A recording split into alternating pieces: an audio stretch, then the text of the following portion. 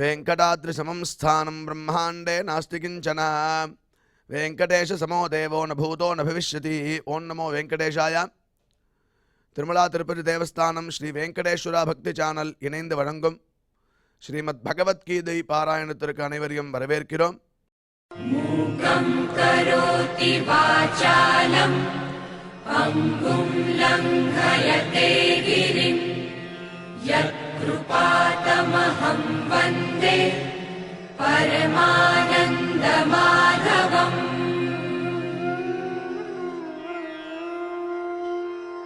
करारविन्देन पदारविन्दम् मुखारविन्दे विनिवेशयन्तम् वटस्य पत्रस्य पुटे शयानम् बालं मुकुन्दम् मनसा स्मरामि.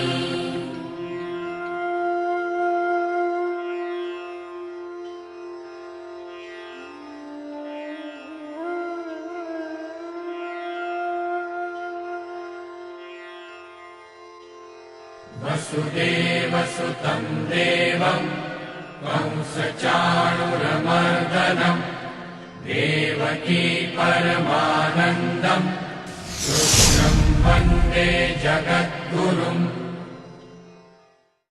நாரத பக்தி சூத்திரத்தில் மகத் சங்கதஸ்து துர்லபா அகம்யா அமோகஷ்ச அப்படின்னு 39வது சூத்திரம்.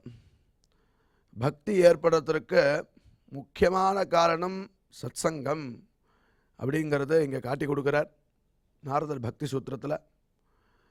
ரூபகோஸ்வாமியும் ஆதோ ஸ்ரத்தா தத சாதுசங்கா அப்படின்னு ஆரம்பித்து அந்த பிரேம பக்தியானது பலவிதமான கட்டங்கள் தாண்டி வரும் அப்படின்னு அந்த இடத்துல பகவன் நாம சிந்து சித்தாந்த சிந்துங்கிற கிரந்தத்தில் அழகாக சொல்லியிருக்கார். இந்த சாதுசங்கம் என்ன பண்ணோம் அப்படின்னா நீதி சதகத்தில் போய் பார்க்கும்போதே சந்தப்தாயசி சம்ஸ்திதஸ்ய பயசா நாமாபி ந ஞாயதே.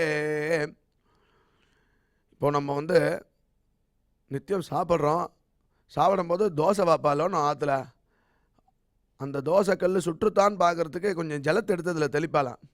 தெளித்தா அந்த ஜலம் இருக்கிற இடம் கூட தெரியாது, புஷ்ஷுன்னு ஆகிடும், எவாபரேட் ஆகிடும்.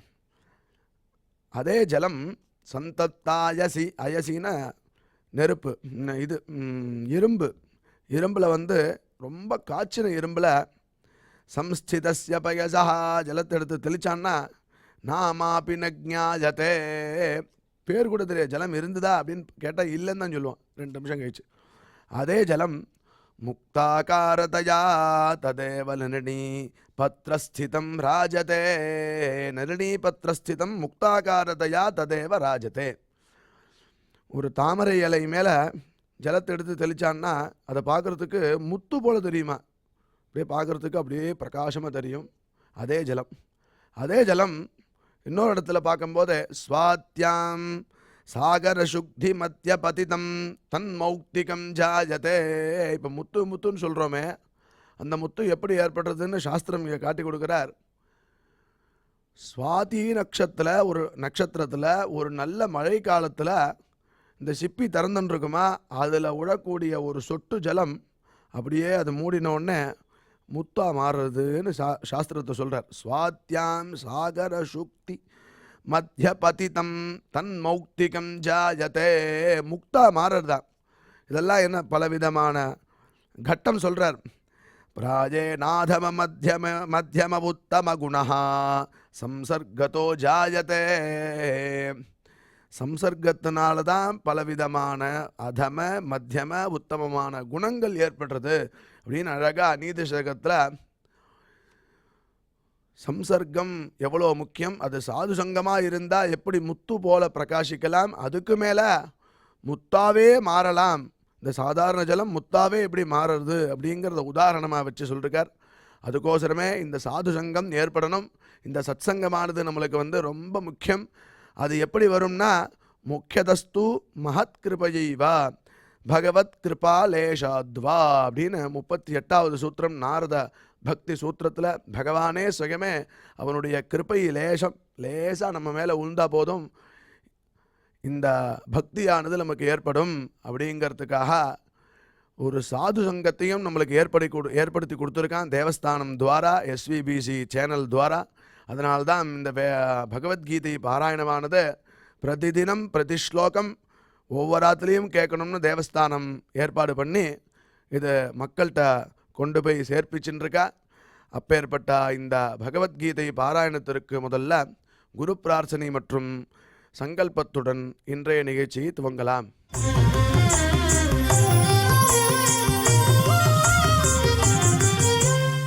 ஸ்ரீ குரு பிரார்த்தனா. குரு பிரம்மா குருர் விஷ்ணுர் குருர்தேவோ மகேஸ்வரः குரு சாக்ஷாத் பரம் பிரம்ம தஸ்மை ஸ்ரீ குரவே நமः.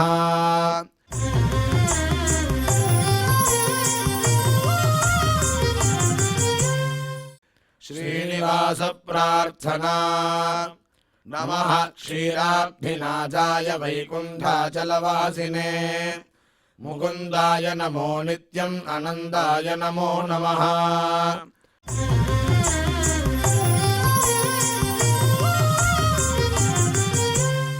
अथ श्रीमद्भगवद्गीता पारायण संकल्पः. श्रीमदादिवराह क्षेत्रे विराजमानस्य अखिलाण्डकोटि ब्रह्माण्ड नायकस्य श्रीपद्मावतीजानेः भगवतः श्रीवेङ्कटेश्वर स्वामिनः दिव्यसन्निधौ जगद्गुरोः श्रीकृष्ण परमात्मनः अनुग्रहेण समस्त प्रपञ्चस्य विशेषतः भारतदेशस्य उत्तरोत्तर शुभसम्पत्समृद्ध्यर्थं श्रीमद्भारतदेशगत तपस्विजन तपोबलवृद्धिद्वारा समस्तस्यापि मानवसमाजस्य सर्वारिष्टपरिहारार्थम् एतद्देशवासिनां सर्वेषां सज्जनानां योगक्षेमार्थं राष्ट्रविरोधिनां निबर्हणद्वारा जनानां चित्तशान्ति चित्तस्थैर्य सन्तोषादि अभिवृद्ध्यर्थम् एतद्देशवासिनां परस्परविद्वेष परस्परनिन्दा परस्परहिंसादीनां निवृद्ध्यर्थं परस्परसौमनस्य सिद्ध्यर्थं समस्तभावक्षयार्थं श्रीमन्नारायणप्रीत्यर्थं श्रीपरमेश्वरप्रीत्यर्थं श्रीमद्भगवद्गीतायाः अखण्डपारायणं करिष्यामहे।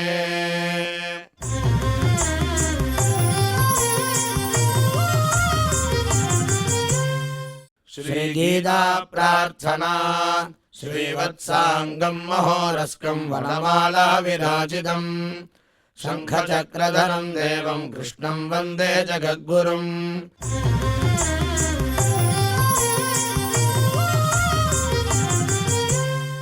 पार्थाय प्रतिबोधितां भगवता नारायणेन स्वयं व्यासेन ग्रथितां पुराणमुनिना मध्ये महाभारतम् अद्वैतामृतवर्षिणीं भगवतीम् अष्टादशाध्यायिनीम् अम्ब त्वामनुसन्ददामि भगवद्गीते भवद्वेषिणीम्।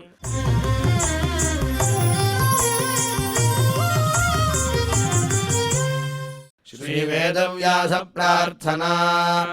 व्यासं वसिष्ठनप्तारं शक्तेः पौत्रमकल्मषम् पराशरात्मजं वन्दे सुखदातं तपोनिधिम्। यत्र योगेश्वर कृष्णो यत्र पार्थो धनुर्धरः तत्र श्रीर्विजयो भूतिर्ध्रुवाणि धर्मधर्ममा।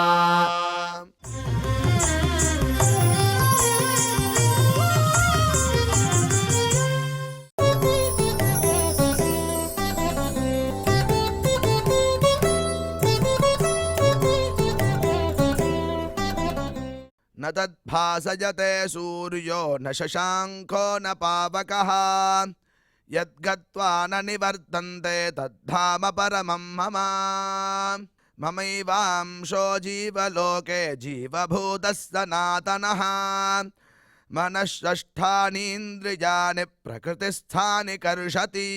இப்பொழுது நாம் செய்த பாராயணத்தினுடைய ஸ்லோகத்தின் அர்த்தங்களை டாக்டர் உவே அனந்தபத்மநாபாச்சாரியார் சுவாமிகள் நமக்கு விவரிப்பார். அதை கேட்டு மகிழ்வோம்.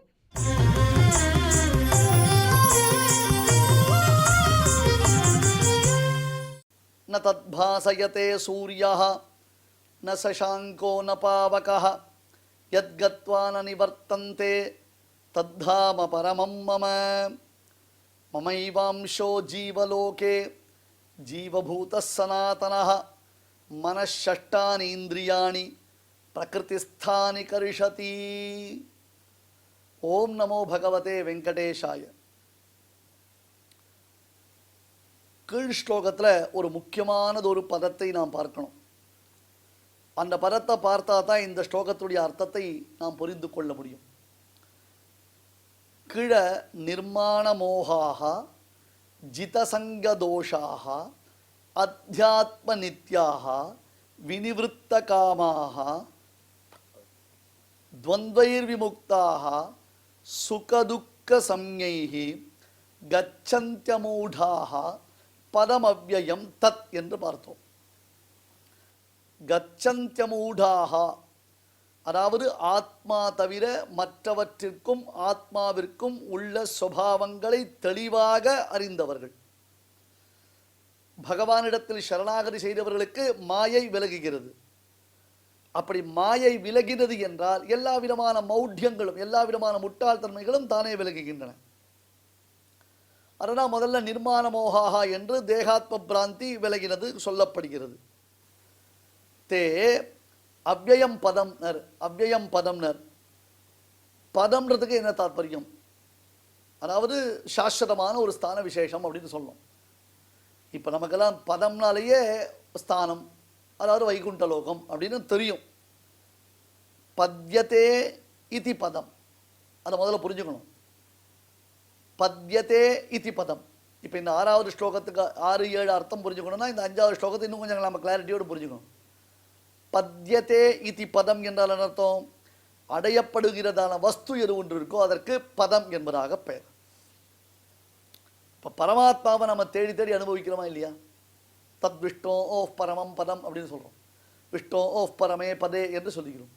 இந்த பகவான்றவன் தேடி அடையக்கூடியவன். நாம் எப்படியோ கஷ்டப்பட்டு அந்த பரமாத்மாவை தேடி நாம் அவனை அடைகிறோம்.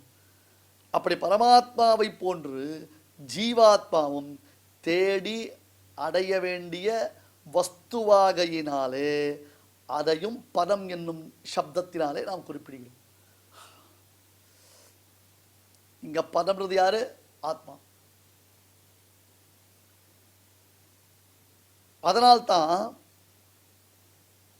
இப்போ ஒரு கேள்வி கேட்டார், இங்க பதம்ன்றதான சப்தத்தினால பகவானை ஏன் சொல்லக்கூடாது அப்படின்னு ஒரு கேள்வி கேட்டார்.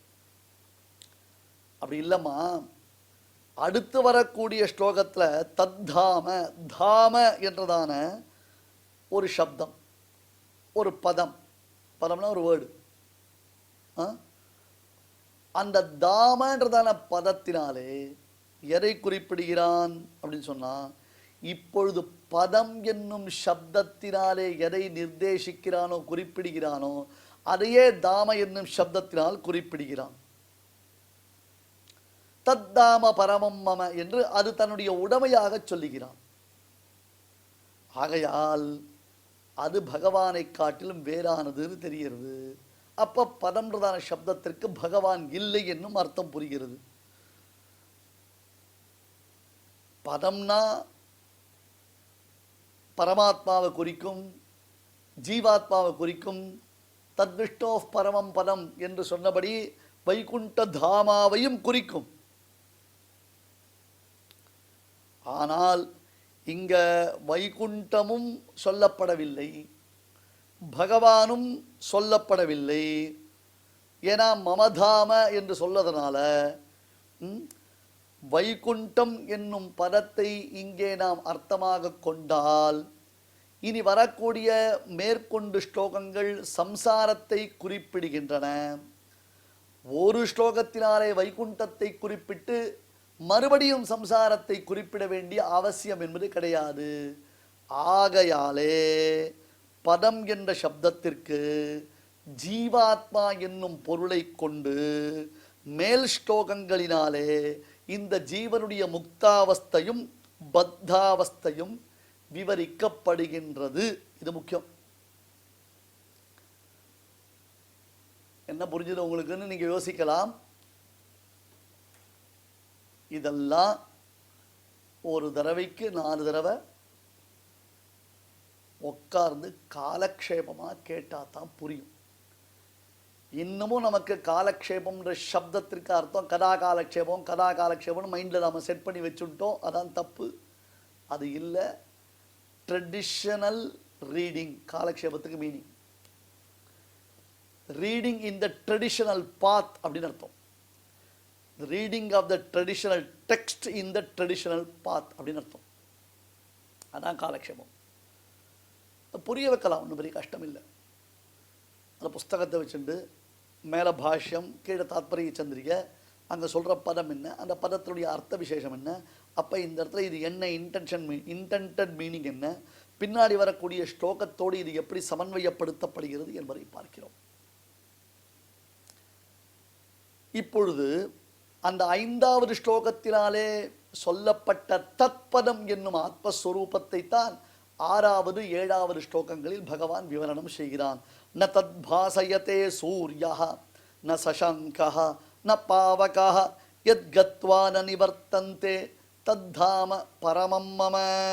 யம் கத்வா என்பதான ஒரு பாடம் உண்டு, ராமானுஜ பாடம். யத் கத்வா, ஆத்மாவாகிற ஜோதிஷை எவன் உள்ளது உள்ளபடி அறிகிறானோ அவன் திரும்ப மாட்டான்.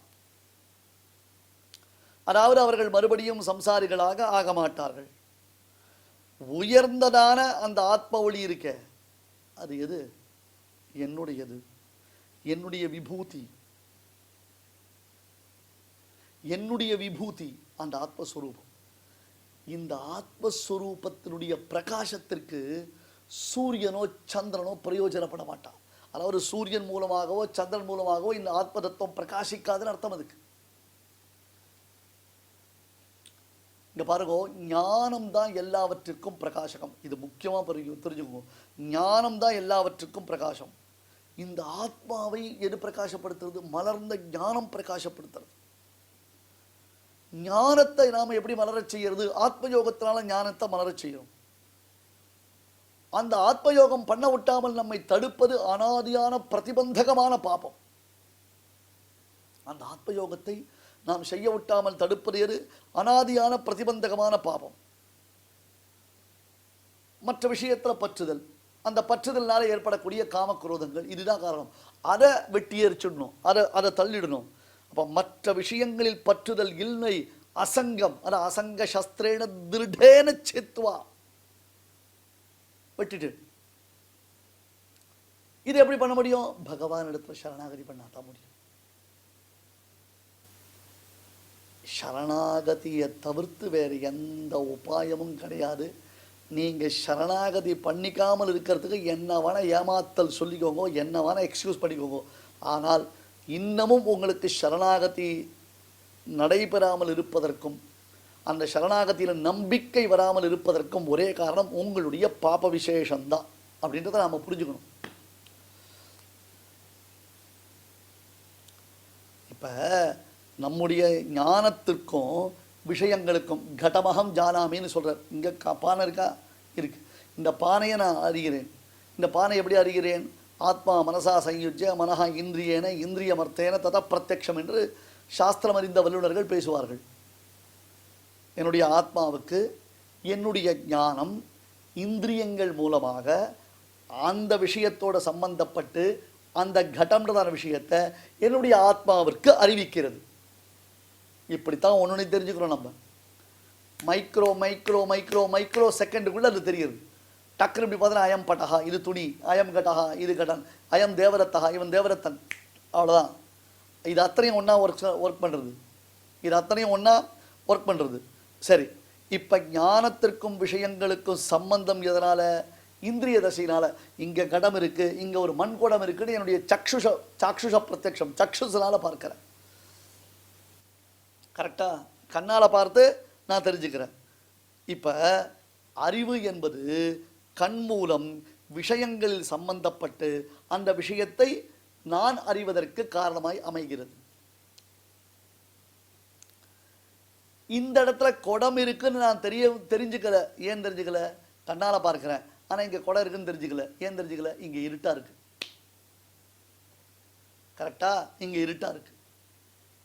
இப்ப இருட்டா இருந்ததுன்னா அங்க நான் கண்ணால பார்த்தாலும் அங்க இருக்கிற பொருள் என் கண்ணுக்கு தெரியுமோ? தெரியாது. அப்ப என்ன தேவை? சூரிய வெளிச்சம், அதாவது வெளிச்சம் தேவை. வெளிச்சம் தேவை. இப்ப நான் இங்க இருக்கிற குடத்தை பார்க்க விட்டாமல் தடுப்பது இருள். அந்த இருளை அகற்றும் ஒளி வந்தது என்றால், தரை போட்டு வச்சிருக்கு இல்லையா, அந்த திரையை அகற்றி விட்டால் நான் எதை பார்க்க வேண்டுமோ அதை செவ்வனே பார்த்து விடுவேன். அப்பொழுது சூரியன் முதலானவற்றினுடைய பிரகாசத்தினாலே இருள் அகன்று அங்கு இருக்கக்கூடிய விஷயத்தை அது பிரகாசிக்க செய்கிறது. அந்த விஷயம் என்னால் அறியப்படுகிறது. இப்படித்தான் சூரியன் நமக்கு உபகாரம் பண்றது. ஆனால் இப்ப என் ஆத்மாவை நான் அறிவதற்கு சூரியனுடைய பிரகாசம் எனக்கு தேவையோ? சந்திரனுடைய பிரகாசம் எனக்கு தேவையோ? என் ஆத்மாவை அகம் அகம் அகம்னு நான் அனுபவிச்சுட்டு இருக்கேன். ரொம்ப ரொம்ப டெக்னிக்கலான வேல்யூபிள் பாயிண்ட் இது. த பியூட்டி ஆஃப் ராமானுஜ பாஷ்யம் இது. எனவே சூரியனோ சந்திரனோ ந தத்பாசயதே சூரியः ந சசாங்கः ந பாவகः. இந்த ஆத்மான்றதான ஜோதிஷ் இருக்கே, ஆத்ம ஜோதிஷ், ஆத்மஸ்வரணம், அந்த ஆத்ம ஜோதிஷை சூரியனோ சந்திரனோ பிரகாசப்படுத்த மாட்டார்கள். அதை பிரகாசப்படுத்த வேண்டிய அவசியமும் கிடையாது. இப்ப தத்தாம பரமம் மம, என்னுடைய மிகச்சிறந்த அந்த ஆத்ம ஜோதிஷ், பரமாத்மா சொல்றான், அந்த ஆத்ம ஜோதிஷ் என்பது என்னுடைய விபூதி, எனக்கு அடங்கியது, என்னுடைய அம்சம். இப்பொழுது அறிவுள்ளதான ஆத்மான அர்த்தம் சேத்தலன், சேத்தலன் அர்த்தம் அறிவுடையவன் அர்த்தம், உயிருடையவன் அர்த்தம் இல்ல. ஆத்மானா சேத்தலன், சேத்தலன்னா அறிவுடையவன் அர்த்தம். அப்ப அறிவுள்ளதான ஆத்மா அதுதான் சூரியன் முதலான பிரகாசம் உள்ள பதார்த்தங்களுக்கும் பிரகாசகம். சூரியன் முதலானவைகளும் ஆத்ம ஜோதிஷில் தான் பிரகாசிக்கின்றன.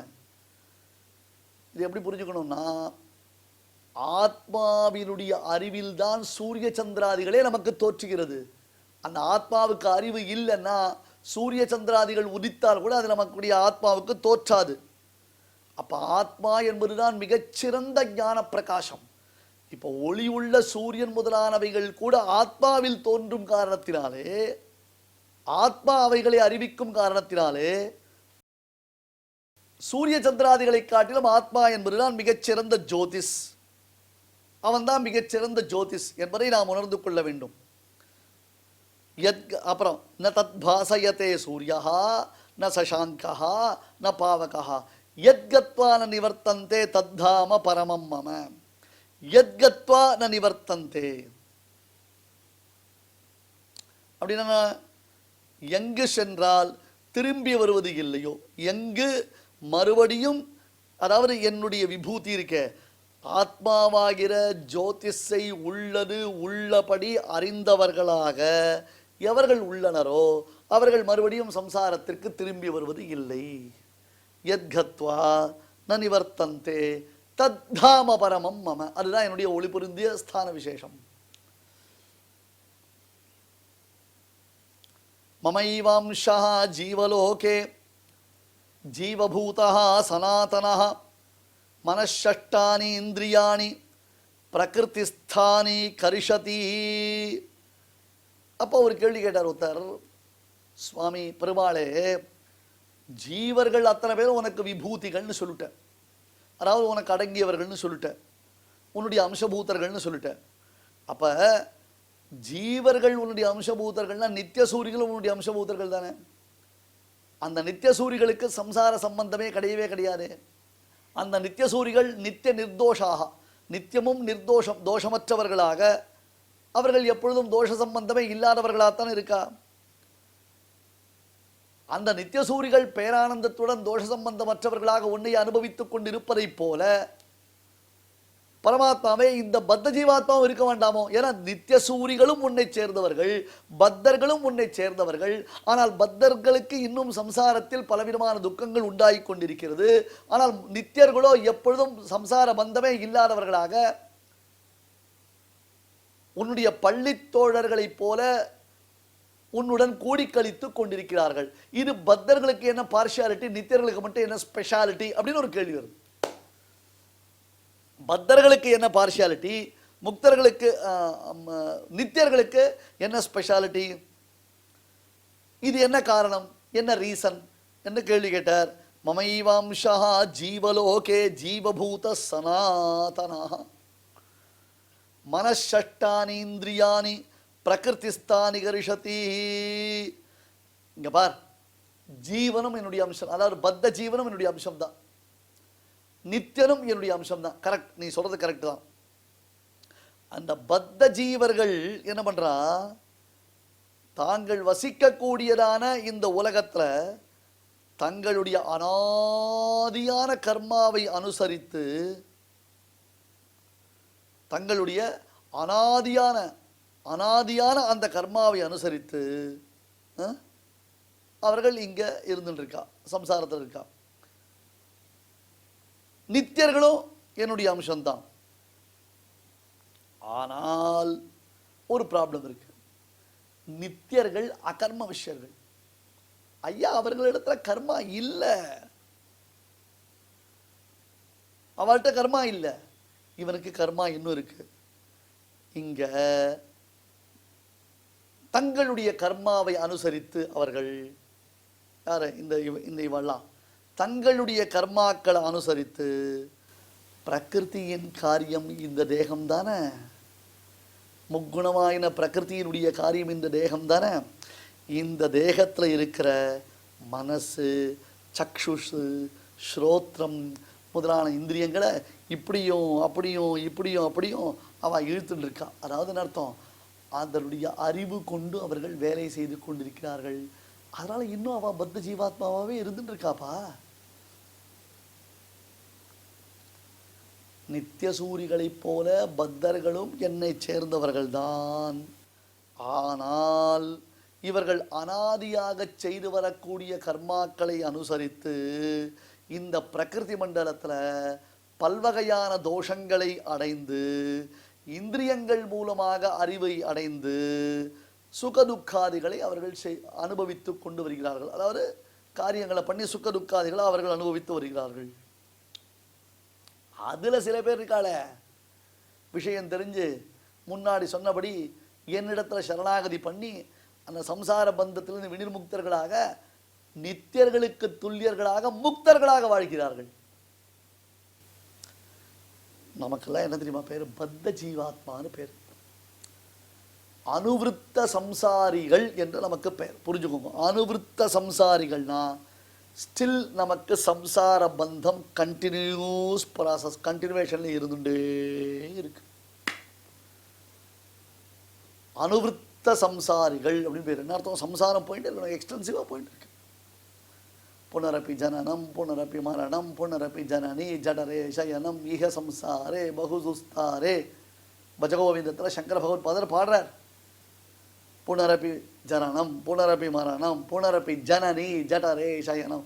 பிறக்கிறோம், இறக்கிறோம், மறுபடியும் தாயினுடைய கர்ப்பத்தில் போய் உட்கார்றோம், மறுபடியும் பிறக்கிறோம், மறுபடியும் இறக்கிறோம். நாம் என்ன நினச்சுட்டோம், மனுஷனாக பிறக்கிறது மட்டும்தான் இது, தேவனாக பிறக்கிறது இதுதான், கந்தர்வ யக்ஷாதிகளாக பிறக்கிறதும் இதுதான், பன்னியாகவும் நாயாகவும் பூனையாகவும் ஈயாகவும் கொசுவாகவும் எறும்பாகவும் கோழியாகவும் பிறக்கிறதும் இதுதான்.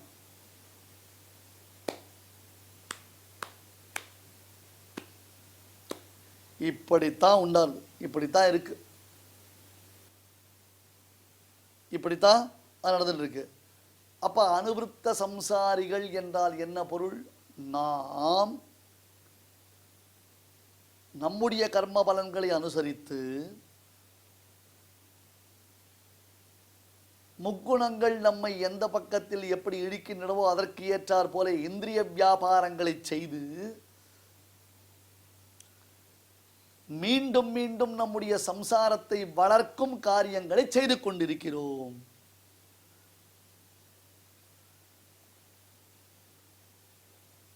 அதனால்தான் அவனுக்கு ஜீவபூதகான்னு பேரு. கர்மாதீனமாகவே ஜீவனம் பெறும் சம்சாரிகளுக்கு என்ன பேரு? ஜீவபூதகா அப்படின்னு பேர் அவனுக்கு.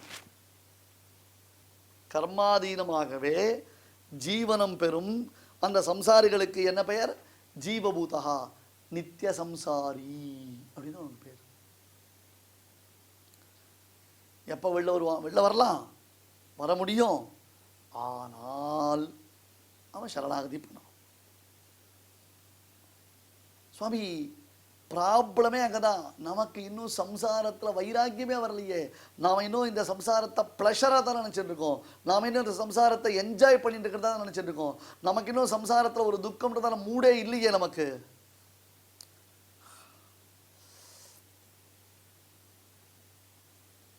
ஆனால் இவனுக்கு என்ன தெரியுமா பேரு? ஜீவபூத சனாதனஹா, நித்யன், அழிவற்றவன், அழியாத அறிவு பெற்றவன். தற்பொழுது கர்மாவினால் எந்த ஞானம் அவனுக்கு சுருங்கி இருக்கிறதோ அந்த ஞானத்தை மலர்த்தும் தகுதி பெற்றவன். நாளைக்கு அவனுக்கு ஒரு ஆஃபர் இருக்கு. இந்த 2 நாள் முன்னாடி எபிசோட்ல என்ன சொன்னேன்? ஒரு கம்பெனியில் ஒருத்தனை பியூனா அப்பாயின்மெண்ட் இருக்கா, ஒருத்தனை மேனேஜர் அப்பாயின்மெண்ட் இருக்கா, ஒருத்தனை சிஇஓ அப்பாயின்மெண்ட் இருக்கான்னு சொன்ன உடனே அந்த கம்பெனி முதலாளி என்ன பண்ணுறான்? பியூனை கூப்பிட்டு, இது பாரு, உனக்கு நல்ல டேலண்ட் இருக்கு, நீ தான் உன்னுடைய பொட்டன்ஷியலை வேஸ்ட் பண்ணிட்டு இருக்க. இப்போ இந்த ஆஃபீஸில் நீ வந்து வாட்ச்மேனாக வந்துட்ட, பியூனா வந்துட்ட. ஆனால் நீ நன்னா உன்னுடைய ஞானத்தை அபிவிருத்தி பண்ணிட்டியானே, அதாவது இங்கே படிக்க வேண்டிய படிப்பு குவாலிஃபிகேஷனை நீ வளர்த்துட்டியானே, நாளைக்கே இந்த கம்பெனிக்கு நான் உன்னை சிஇஓ ஆக்குறேன்னு சொல்கிறார் அவர். அவர் சக்தர், சாமர்த்தியசீலர், சொன்ன வார்த்தையை காப்பாற்றக்கூடியவர். அந்த மாதிரி ஜீவாத்மாவுக்கு நல்ல ஞானம் இருக்கு. ஆனால் அந்த ஞானம் என்ன ஆயிடுத்து? இப்போ சம்சார தசையில் சுருங்கி இருக்கு. கர்மா. இப்போ சௌபரி ஞானம் பார்த்தோம், ஞாபகம் இருக்கா? 50 பேரை கல்யாணம் பண்ணிட்டாரு ஒரு மகாத்மா, ஞாபகம் இருக்கு இல்லையா? 50 பேரை கல்யாணம் பண்ணிட்டாரு. சௌபரி ஞானம் அவருக்கு அவருடைய தபோபலத்தினால விரிந்து இருந்தது. பட் சௌபரி ஞானத்தை காட்டிலும் இந்திரனுடைய ஞானம் அதிகம், இந்திரனுடைய ஞானத்தை காட்டிலும் பிரம்மாவுடைய ஞானம் அதிகம், அவ்வளவுதான். ஆனால் நித்திய சூரிகளுக்கு பரமாத்மாவை போல அது ஒரு விசேஷம். அந்த தர்மபூத ஞானத்துக்கு சங்கோச்சமே கிடையாது, அந்த ஞானத்துக்கு சங்கோச்சமே கிடையாது. இப்போ பாருங்க, பிரம்மாவுக்கு மட்டும் அந்த மாதிரி ஞானம் இருந்ததுன்னா அவர்கிட்ட அந்த வேற சூடியை தொலைச்சிருப்பார். அவர் பிரம்மா கிட்ட வந்து வேற சூடியை பொடுங்கின் போன மதுகையிட்டவர்கள் கதை தெரியுமோ இல்லையோ? ஹயக்ரீவ அவதாரம் பண்ணி பகவான் அதை காப்பாற்றி கொடுத்தான். வசையில் நான்மறை கெடுத்த அம்மலரையர் கருடி முன் பரிமுகமாய் இசைக்குள் வேதநூல் பயந்தவன். பிரம்மாவுக்கு சோடி போயிடுத்தே, ஓன்னு அழுதவர். என்ன பண்றதுன்னு தெரியாம. இப்ப ஞானம் இருந்தா அவரையே அழ போறார், ஞானம் இருந்தா அவரையே கஷ்டப்பட போறார். அவருக்கு ஞானம் உண்டு. என்ன, நம்மளை விட பிரம்மாவுக்கு ஒரு 5000 பங்கு, 10000 பங்கு, 25000 பங்கு, 1,00,000 கோடி பங்கு அதிகமான ஞானம். பட் அந்த ஞானமும் சுருங்குதான். ஏன்னா பத்த ஜீவாத்மா யார்? பிரம்மாவும் பத்த ஜீவாத்மா தான். நீங்க என்னமோ பிரம்மானா ஒரு முக்தாத்மா நினைச்சுக்காதீங்க, நித்திய சூரிகள் தான். அதுக்கப்புறம் சரணாகதி பண்ணிட்டு மோட்சம் போனதுக்கு நித்திய முக்தாத்மா. இங்க ஒரு முக்கியமான விஷயம் சொல்றான், ஆத்மாவலோகனம் முக்கியம். இந்த ஆத்மாவை தரிசிக்கிறது, ஆத்மாவை ரசிக்கிறது, ஆத்மாவை அனுபவிக்கிறது, ஆத்மாவை பத்தி நினைச்சிட்டு இருக்கிறது, அதுதான் முக்கியம். அந்த ஆத்மானுபவத்தில் திளைத்திருப்பது தான் இங்க சொல்லிட்டு இருக்கான் பரமாத்மா. அப்ப ஜீவபூதா சனாதனஹா அப்படின்னு சொன்ன அர்த்தம். ஜீவபூதஹா சனாதனஹான்னு அர்த்தம். நித்யன் யாரு? இந்த ஜீவாத்மா. அழிவற்றவன், அழியாத அறிவு பெற்றவன். ஆனால் கர்மத்தினாலே தற்பொழுது அந்த ஞானமானது சுருங்கி இருக்கு. அது மலரணும். எப்படி மலரணும்? சரணாகதி பண்ணு, கீழே சொன்ன குணங்களை நல்லா வளர்த்துக்கோ. எது? அதாவது சம்சாரத்தில் மோகம் இல்லாமல் நிர்மாண மோகா, ஜிதசங்க தோஷாக, அத்தியாத்ம நித்யாக, வினிவிருத்த காமாக, துவந்தைஹி விமுக்தாக, சுகதுக்க சம்ஞைஹி, கச்சந்தியமூடாக பதமவ்யயம் தத்துன்னு 5வது ஸ்லோகத்தை சொன்னானே, அந்த மாதிரி இருந்தாயனால் உனக்கு ஞான மலர்ச்சியானது ஏற்படும். ஆகையினால் தத்பதம் என்று சொல்லப்படக்கூடிய ஆத்மஸ்வரூபம் இங்கே விவரிக்கப்படுகிறது. அதில் நித்தியர்களும் இருக்கா, பத்ரர்களும் இருக்கா. ஆனால் நித்தியர்களைப் போல பத்ரர்கள் ஆகாததற்கு காரணம் அவர்கள் இன்னும் இந்த கர்மாவில் உழன்று கொண்டிருப்பதுதான். ந தத்பாசயதே சூர்யா ந சசாங்கா ந பாவகா யத்கத்வா ந நிவர்த்தந்தே தத்தாம பரமம் மம மமைவாம்சः ஜீவலோகே ஜீவபூதः சனாதனः மனஷஷ்டானி இந்திரியாணி பிரகிருதிஸ்தானி கரிஷதி. ஸ்ரீமதே பகவதே பாஷ்யகாராய நமஹ. இப்பொழுது அடியன் சொல்றதை எல்லாரும் வாங்கி சொல்லணும். ந தத்பாசயதே சூர்யः ந சத்பாசயதே சூர்யः சசாங்கோ ந பாவகः ந சசாங்கோ ந பாவகः யத்கத்வா ந நிவர்த்தந்தே யத்கத்வா ந நிவர்த்தந்தே தாம பரமம் மம தத்தாம பரமம் மம மமைவாம்சோ ஜீவலோகே மமைவாம்சோ ஜீவலோகே ஜீவபூதः சனாதனः ஜீவபூதः சனாதனः மனஷஷ்டானீந்திரியாணி மனஷஷ்டானி இந்திரியாணி கிருதிஸ்தானி கர்ஷதி. பிரகிருதிஸ்தானி கர்ஷதி. இப்பொழுது நாம் அனைவரும் சேர்ந்து பாராயணம் செய்யலாம். ந ந தத்பாசயதே சூர்யோ ந சசாங்கோ ந பாவகः யத்கத்வா ந நிவர்த்தந்தே தத்தாம பரமம் மம மமைவாம்சோ ஜீவலோகே ஜீவபூதः சனாதனः மனஷஷ்டானி இந்திரியாணி பிரகிருதிஸ்தானி கர்ஷதி. தெய்வத்தை ஆராதிக்கும் உன்னதமான வழிகளில் முக்கியமானது பகவன் நாம சங்கீர்த்தனம், அவனை ஸ்தோத்திரம் பண்ணும் முறை. அதை பற்றி விஷ்ணு சஹஸ்ரநாம பாஷ்யத்தில் பகவத் பாதால் அஸ்ய ஸ்துதி லக்ஷணஸ்ய அர்ச்சனஸ்ய ஆதிக்கே கிம் காரணம் அப்படின்னு ஒரு கேள்வி கேட்குறார். அதுக்கு ஹிம்சாதி புருஷாந்தர திரவியாந்தர தேச கால நியம அனபேட்சத்வாத் ஆதிக்கே காரணம் அப்படின்னு காட்டி கொடுக்குறார். நம்மளுடைய ஹிந்து தர்மத்தில் சம்பூர்ணமான அஹிம்சை விதிக்கலை. சில இடங்களில் ஹிம்சையும் தேவைப்படுறது. ஆனால் இந்த பகவன் நாமோச்சாரணத்தில் ஹிம்சையே இல்லை அப்படின்னு காட்டுறார். புருஷாந்தர, பாக்கி இருக்கிற மனுஷாளுடைய அபேட்சை தேவை கிடையாது. திரவியாந்தர, இந்த மாதிரி திரவியங்களை வச்சுண்டு இப்படி யஜ்யம் பண்ணு, இப்படி சுத்தமாக இருக்கணும் திரவியங்கள் அப்படின்னு சொல்ல நியமம் கூட இங்கே தேவை கிடையாது. பகவன் நாம சொன்னாலே போதும்.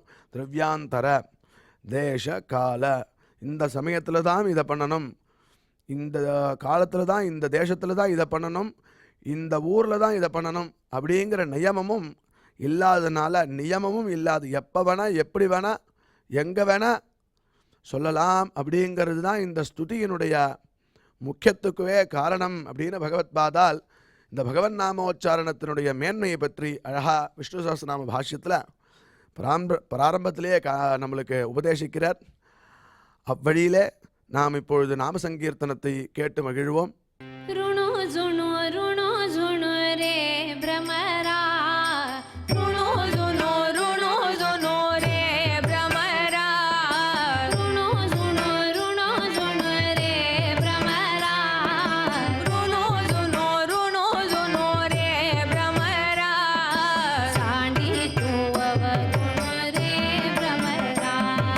சாண்டி தூவ குணு ரே பிரமரா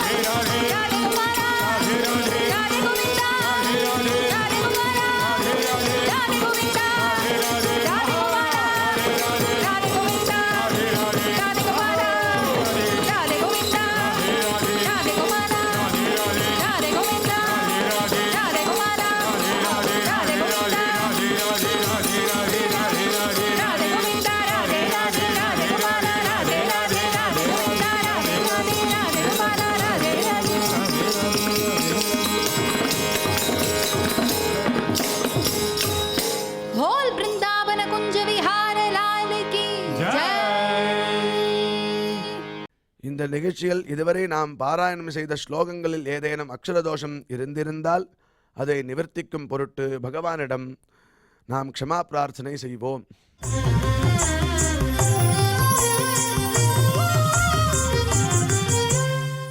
अथ क्षमा प्रार्थना यदक्षरपदभ्रष्टम् मात्राहीनम् च यद्भवेत् तत्सर्वम् क्षम्यताम् देवनारायण नमोऽस्तु ते.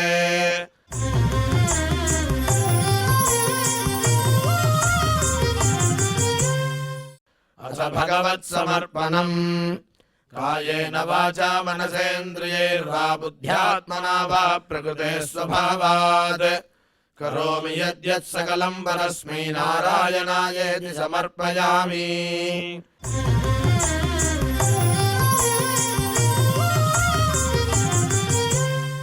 अथ लोकक्षेम प्रार्थना सर्वे भवन्तु सुखिनः सर्वे सन्तु निरामयाः सर्वे भद्राणि पश्यन्तु मा कश्चित् दुःखभाग् भवेत्. சுவாமியின் அருள் நாம் அனைவருக்கும் கிடைக்க வேண்டி மங்களாசாசனத்துடன் இன்றைய நிகழ்ச்சி நிறைவு பெறுகிறது. மீண்டும் இதே நிகழ்ச்சியில் நாளை சந்திக்கலாம். ஓம் நமோ வெங்கடேஷாய.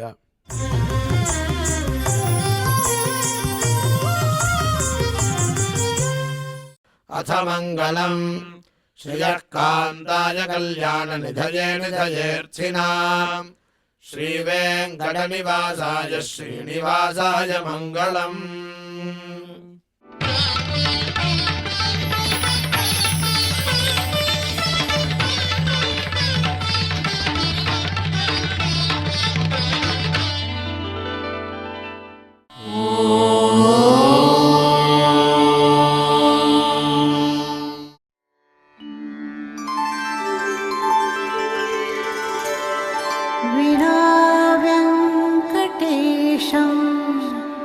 ननाथो ननाथः सदा वेङ्कटेशं स्मरामि स्मरामि.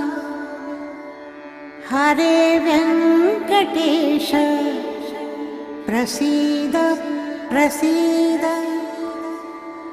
प्रियं वेङ्कटेश प्रयच्छ प्रयच्छ.